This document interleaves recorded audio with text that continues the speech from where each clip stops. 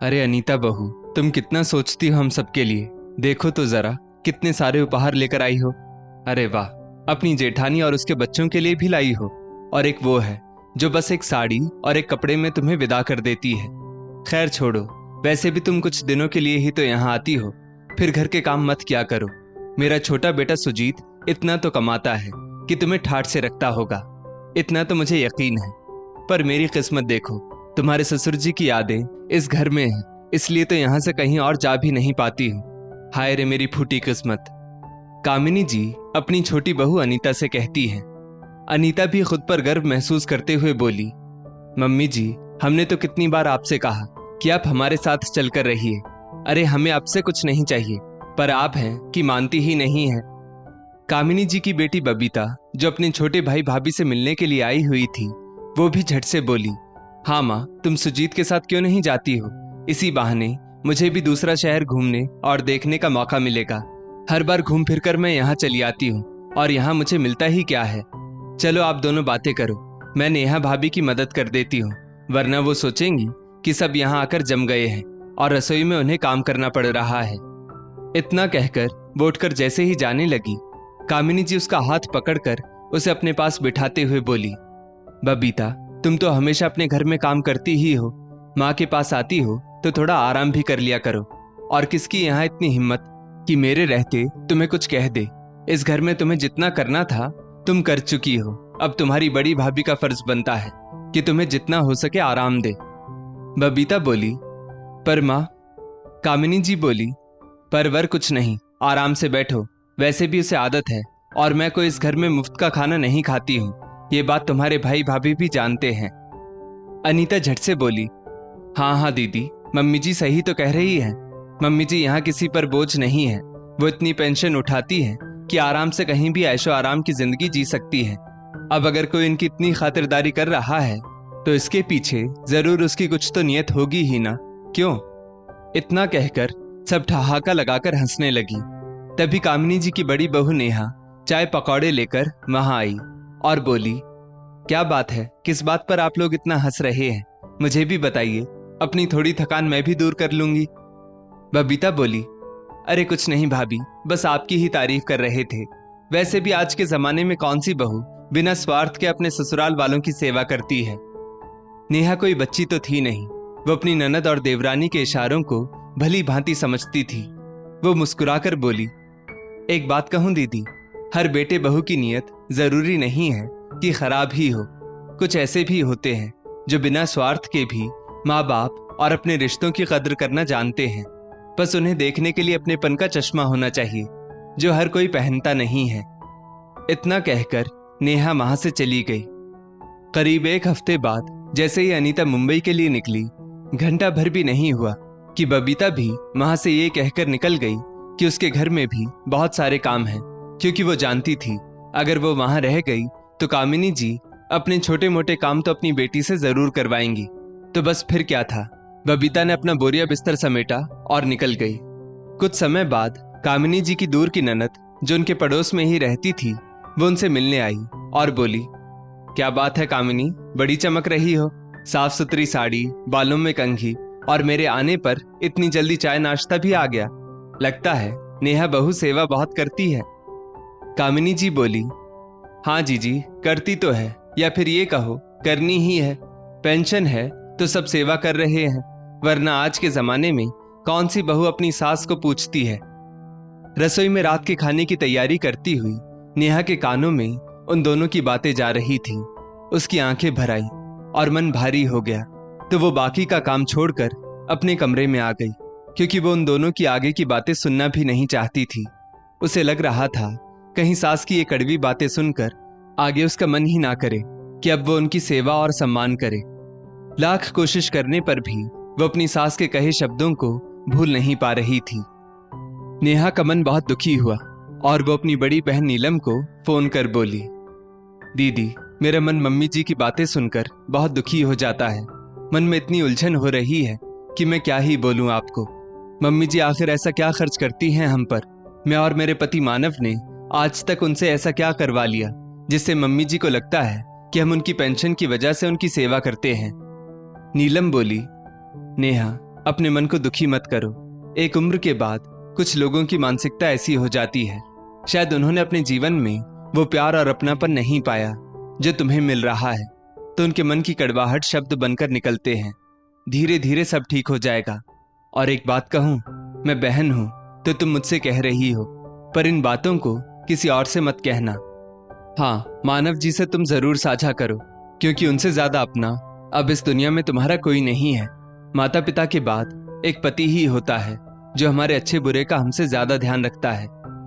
नेहा अपने विचारों को किसी छोर पर पहुंचाने की जगह उनमें और उलझती जा रही थी।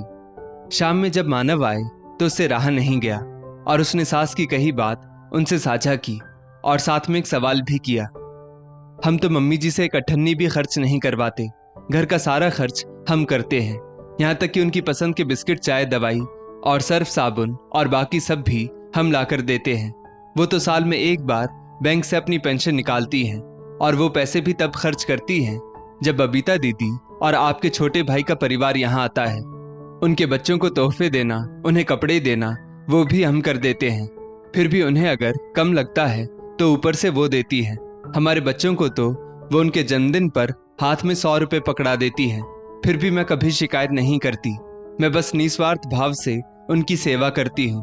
फिर मेरी सेवा में उन्हें स्वार्थ कैसे नजर आ गया? अपनी बात पूरी करके नेहा फूट फूट कर रोने लगी। एक माँ को बेटे से बेहतर कौन जान सकता है? मानव नेहा को समझाते हुए बोला, नेहा, अपने मन को दुखी मत करो। माँ को लगता है तुम अन्य बहुओं की तरह हो। माँ बूढ़ी हो गई है और बुढ़ापे में लोग बच्चों की तरह हो जाते हैं। वैसे भी जब बाबूजी सैलरी लाते थे तब भी वो उस पर अपना पूरा अधिकार समझती थी। अरे, यहाँ तक कि बाबूजी को भी चाय और पान खाने के लिए माँ पैसे निकाल कर देती थी और माँ की खुशी के लिए बाबूजी भी चुप रह जाते थे। अब भी ये घर तो माँ के नाम पर है, तो वो मालकिन है। मुझे लगता है वो बुआ के सामने बोल दी होंगी अपनी धाक जमाने के लिए, वरना वो भी जानती हैं कि हम उनसे कुछ नहीं चाहते हैं। हर बार की तरह मानव ने नेहा को समझा दिया और हर बार की तरह नेहा अपने फर्ज के आगे शांत हो गई और बात आई गई हो गई।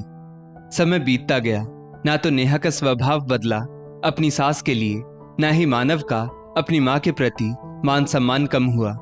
पर कामिनी जी अपनी बहू के लिए उनका वही हमेशा अपनी पेंशन की ठस्क दिखाना और नेहा के कामों में बिना किसी गलती पर भी नुक्स निकालना, यही करती रहती।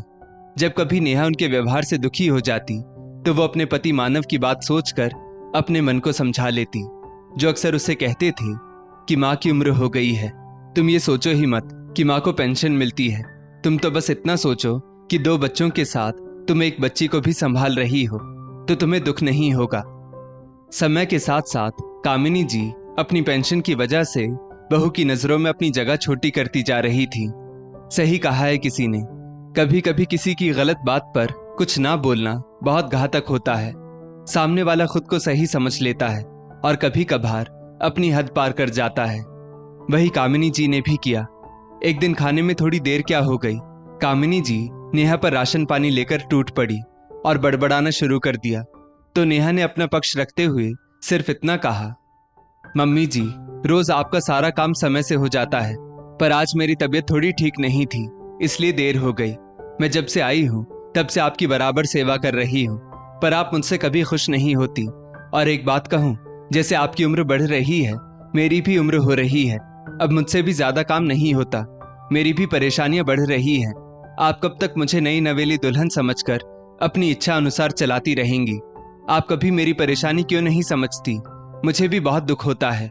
मैं तो हर पल बेटी बनने की कोशिश करती हूँ, पर आप। कभी कुछ ना बोलने वाली नेहा के मुंह से आज अपने दुख को व्यक्त करने की बात सुनकर कामिनी जी का गुस्सा 7वें आसमान पर पहुंच गया और उन्होंने तुरंत फरमान सुनाया, सुनो बहू, मुझे ये मत सुनाओ कि तुम मेरी सेवा करती हो। अपनी सेवा अपने पास रखो, मेरे पास पैसों की कोई कमी नहीं है। अरे, पैसे फूकूंगी तो कितने ही नौकर चाकर मिल जाएंगे और कोई भी मेरी सेवा करने को तैयार हो जाएगा। एक तुम ही अकेली नहीं हो, मेरे एक और बेटा, बहू और बेटी भी है। वो तो मैं अपने बनाए घर में ही रहना चाहती थी, वरना मेरा छोटा बेटा तो हमेशा मुझे अपने साथ चलने के लिए बोलता है। बात करती हो। कामिनी जी की बात पर नेहा की आंखों से झरझर आंसू बह रहे थे। तभी अचानक मानव ने घर में प्रवेश किया उसने सारी बातें सुनी और बोला, माँ ऐसा करो, कुछ रोज के लिए सुजीत के पास क्यों नहीं चली जाती हो रहने के लिए। वैसे भी आजकल नेहा की तबीयत ठीक नहीं रहती है। वो भले आपसे कुछ कहती नहीं, पर मुझे तो महसूस होता ही है। और हाँ, आप वहां जाएंगी तो उन लोगों को भी तो पता चले कि मीठा मीठा बोलना और सेवा करने में क्या अंतर होता है। मुझे लगता है उनको अच्छा लगेगा और आपको भी कुछ दिनों का आराम मिल जाएगा। मैं अभी आपकी टिकट कर देता हूँ। यहाँ नेहा भी एक काम वाली लगा लेगी, क्योंकि आपको तो इसका काम करने का तरीका पसंद नहीं और आए दिन घर में मेहमान आते रहते हैं, वो भी आपकी वजह से। फिर सारी परेशानी इसे झेलनी पड़ती है। हमेशा माँ की गलत बातों को अनसुना करने वाले मानव ने जब उनसे जाने की बात बोली तो कामिनी जी तुरंत सुजीत को फोन लगाकर कहने लगी, सुजीत, अनीता बहुत दिनों से मुझे वहां बुला रही थी, तुम आकर मुझे यहाँ से ले जाओ। सुजीत बोला, अरे माँ, सांस तो ले लो, एक बार मैं फरमान सुना देती हूँ। मैं क्या यहाँ खाली बैठा रहता हूँ? अब थोड़ा रुको, मैं अनीता से बात करके थोड़ी देर में आपको बताता हूँ। इतना कहकर उसने झट से फोन रख दिया और फिर दोबारा फोन नहीं आया। जब कामिनी जी ने फोन लगाया तो ना तो अनीता ने उठाया ना ही सुजीत ने, क्योंकि उनकी सेवा करना हर किसी के बस की बात नहीं थी। कौन सी बहू होती है जो सास की कड़वी बातों को सुनकर भी उन्हें अपना समझकर साथ रहती है? वो तो वही कर सकती है जिसके मन में कोई लालच ना हो और नीयत बिल्कुल पानी की तरह साफ हो। नेहा ने आगे बढ़कर कुछ बोलना चाहा तो मानव बोला, नहीं नेहा, आज माँ को फैसला लेने दो, उन्हें भी समझने दो कि हर बेटे बहू की नीयत खराब नहीं होती है। हार कर कामिनी जी ने अपनी बेटी बबीता को फोन लगाया और बोली, बबीता, हम तुम्हारे पास रहने को आना चाहते हैं, तो बताओ कब आ रही हो अपनी माँ को लेने के लिए? तुम नहीं आ सकती तो दामाद जी को ही भेज दो, उन्हें भी तो मैंने कभी बेटे से कम नहीं समझा। बबीता हैरानी से बोली, माँ, आप हमारे यहाँ रहने आएंगी, पर आप तो कहती थी कि बेटी के घर का पानी भी नहीं पीना चाहिए।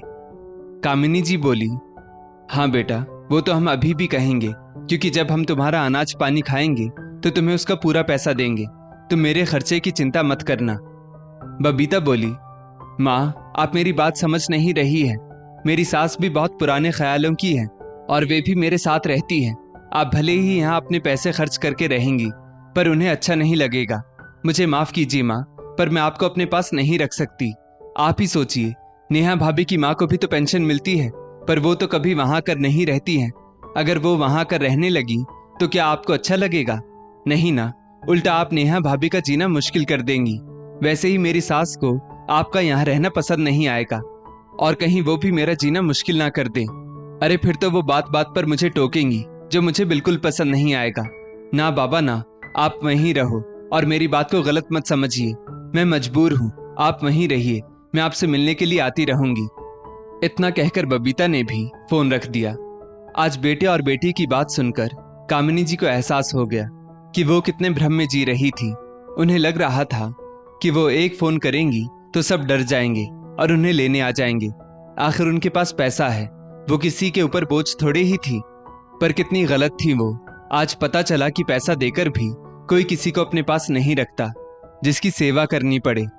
जहां मानव और नेहा को कभी उनके पैसे का लालच नहीं था, क्योंकि जहां मानव एक स्वावलंबी इंसान था, वहीं नेहा भी एक स्वाभिमानी महिला थी, जिनकी कभी भी कामिनी जी ने 1 रुपए की मदद नहीं की। फिर भी वे दोनों उनकी कितनी सेवा करते थे और कामिनी जी कभी उनकी कदर नहीं करती थी। पर आज कामिनी जी का उनके पैसों का घमंड टूटकर चूर चूर हो गया तो पश्चाताप के आंसू उनके गालों पर लुढ़क गए। ये देखकर नेहा लपक कर उनके पास आई और बोली, मम्मी जी, आप रोइए मत, मुझे बहुत पाप लगेगा। अगर आज फिर मुझसे कोई गलती हो गई हो तो मुझे माफ कर दीजिए। इनकी आदत तो आप जानती हैं, काम के बोझ के तले इतना परेशान रहते हैं कि आपको 2 बातें सुना दी, पर हैं तो आपके बेटे ही। इनकी गलती के लिए इन्हें माफ कर दीजिए। माँ बाप का दिल बहुत बड़ा होता है, वो अपने बच्चों की भूल को सदा दरकिनार कर देते हैं और घर में बूढ़े बुजुर्ग एक बरगद की छाया की तरह होते हैं जिसके नीचे उनके बच्चे फलते फूलते हैं। तो आप भी हमारे लिए वही छाया है। नेहा का ये प्रेम देखकर कामिनी जी सोचने लगी, मैं हमेशा इस पर हुक्म चलाती थी, इसके सामने अपनी छोटी बहू और बेटी की कितनी तारीफें करती थी, क्योंकि मुझे लगता था कि मेरे पास पैसा है, ये मेरा घर है, इसलिए ये मेरी सेवा करती है। पर आज पता चला कि पैसों की वजह से कोई किसी की सेवा नहीं करता। अगर कोई किसी की सेवा करता है तो उसके संस्कार और उसका मन निश्चल होता है, जो मेरी बड़ी बहू का है। कामिनी जी अपने दोनों हाथों से नेहा का चेहरा पकड़कर बोली, बहू तुम बहुत अच्छी हो। तुम्हारे माता पिता ने तुम्हें बहुत अच्छे संस्कार दिए हैं, जिसके कारण आज मैं इतनी शान से जी रही हूं। अब से मैं तुम्हें कुछ नहीं कहूंगी। मैं अपने बर्ताव के लिए बहुत शर्मिंदा हूं। अपनी सास के मुंह से अपनी तारीफ सुनकर नेहा की आंखें भीग गई। फिर वो अपनी सास का हाथ अपने हाथ में लेकर बोली, मम्मी जी आप मेरी माँ समान है। आप मुझसे माफी मांगेंगी तो मेरे माता पिता भी मुझे क्षमा नहीं करेंगे। जितना अधिकार मेरे माता पिता का मुझ पर है, उससे ज्यादा अधिकार आपका है। उन्होंने तो मुझे जन्म दिया, 20-22 साल अपने साथ रखा था, पर आगे के सफर की जानकारी तो मुझे आपने दी। आपने अपना बेटा दिया, ये घर परिवार दिया। इससे ज्यादा एक लड़की को और क्या चाहिए। पुरानी बातों पर मिट्टी डालिए। आपका डर मैं समझती हूँ। आज के जमाने में बहुत से माता पिता को उनके बेटा बहू से तकलीफ मिलती है, पर जरूरी नहीं मम्मी जी कि हर बेटे बहू की नीयत खराब ही हो। अपने संस्कारों पर भरोसा रखिए। अब आप दोनों बातें कीजिए, मैं आपके लिए गर्मा गर्म चाय लेकर आती हूँ। इतना कहकर नेहा वहां से चली गई। मानव ने अपनी माँ के पास आकर उनसे अपने बर्ताव के लिए माफी मांगी तो कामिनी जी ने उसे गले से लगा लिया और बोली, बेटा गलती मेरी ही है। सच कहा है किसी ने, कभी कभी कुछ बातें अपने बच्चों से भी सीखनी चाहिए। पैसों का अहंकार रिश्तों में दूरी ला देता है और अपने ही बच्चों को पहचानने की शक्ति कई बार माँ बाप से छीन लेता है। चलो, मुझे अपनी भूल का एहसास हुआ और अब मैं ये समझ चुकी हूँ कि हर बेटे बहू की नीयत खराब नहीं होती है। अंत भला तो सब भला। दोस्तों, इस स्टोरी को लेकर आपकी क्या राय है, नीचे कमेंट करके जरूर बताइएगा। और ऐसी ही और भी बेहतरीन वीडियोस के लिए हमारा पेज जरूर फॉलो करें। धन्यवाद।